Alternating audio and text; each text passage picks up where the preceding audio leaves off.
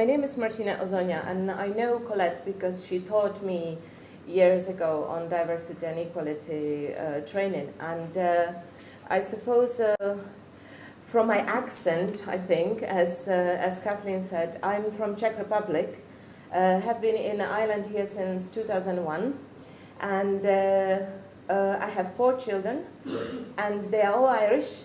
My husband is from Nigeria, so we have a lot of different cultures in our home. I think if I to start talking about the experiences of preschools, it has been very, very good with all my children. I think we've gone through 5 different preschools or 5 or 6 different preschools with 4 of them. It's only when I myself start having lots of training in early childhood education, and I realized that the good that I was thinking was only because I had a very good English. My husband had a very good English. I would like to talk mostly today about 2 things. I would like to talk about the importance of mother tongue and language, and I would like to talk about something that just came unexpectedly to me when one of my daughters, the oldest one is a son and 3 girls, and when she wanted to draw a picture of herself and the issue of skin color. So I just want to a little bit shift that later on. But I suppose going back to the language, when my first son was born, he was born here in Ireland, and I spoke to him as a natural instinct. I spoke to him in my language, in Czech, and my husband spoke to him in English because the official language in Nigeria would be English, but he would have another language as well, which he didn't really use. But it was actually quite amazing to see my son speaking 2 languages by the time he was about 2.5. When he went to his first preschool, he was about 1.5 years, so he wouldn't have much language that time. Then he went to preschool just a year before he was due to start a primary school. And what actually started to happen, and I discussed this with Colette a few nights ago, and I kind of hit my memories there, is that one day we went. There has never been in a preschool question, from the educators or anybody in terms of the language we would use at home or anything like that.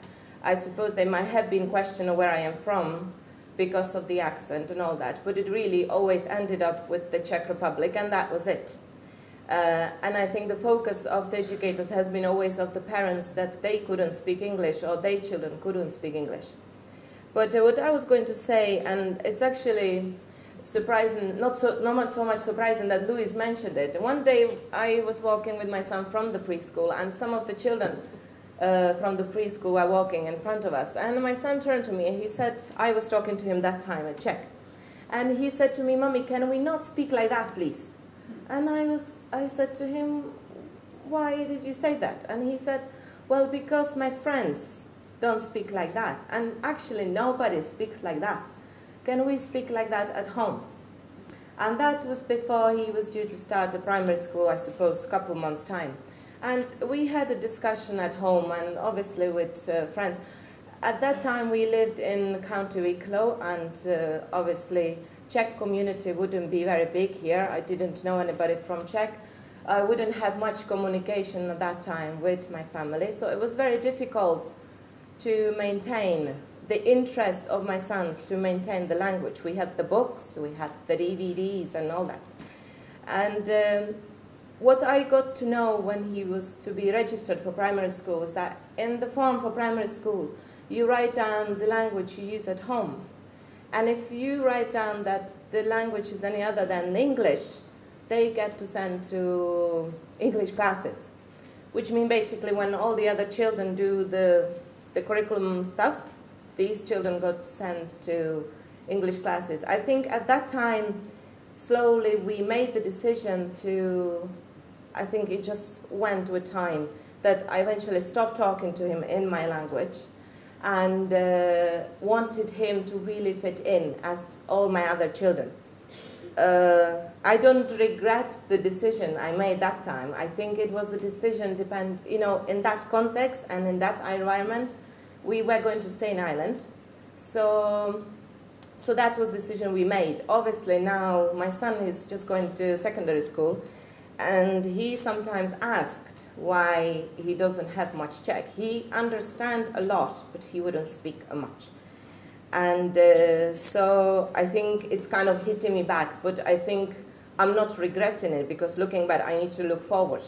But going back to preschool, I think the experience has been very positive. I suppose if I am to speak to parents who would be in the position now that would have you have your mother tongue, you have few languages at home, as we would have, is that really the importance of support from the staff is acknowledging that the mother tongue is really important.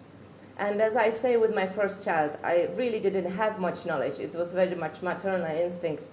I think if there was a staff who had the knowledge of how to support parents to maintain the language, because as I know now, he would have continued with the language. He would have learned perfect English. I think he has the County Wicklow area accent, which is very funny. But it's just something that you learn as the time goes. I suppose if there was a community of Czech people, it would have been much easier to maintain the language. I know today that language doesn't just happen if I'm the one communicating. The children have to know the importance of it. And my son let me know very, very early on that he didn't see the need for that language.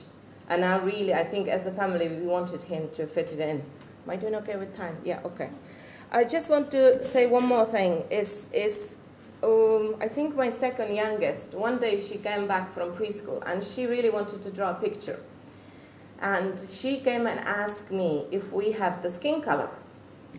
And I was, what do you mean by skin color? And she said, the color that it's your skin. So we went around the whole house looking for the skin color. And I said, who told you this is skin? We find this color. And it's not even like me. It's kind of pinky orangey. I think you know what I'm talking about, right? But I think because we have so many different colors in our house, I thought of it more harder. And I said, who told you? Where did you get the idea this is the skin color? Well, everybody in school, teacher, everybody calls it the skin color. And I said, but look at your skin color. That's not a skin color.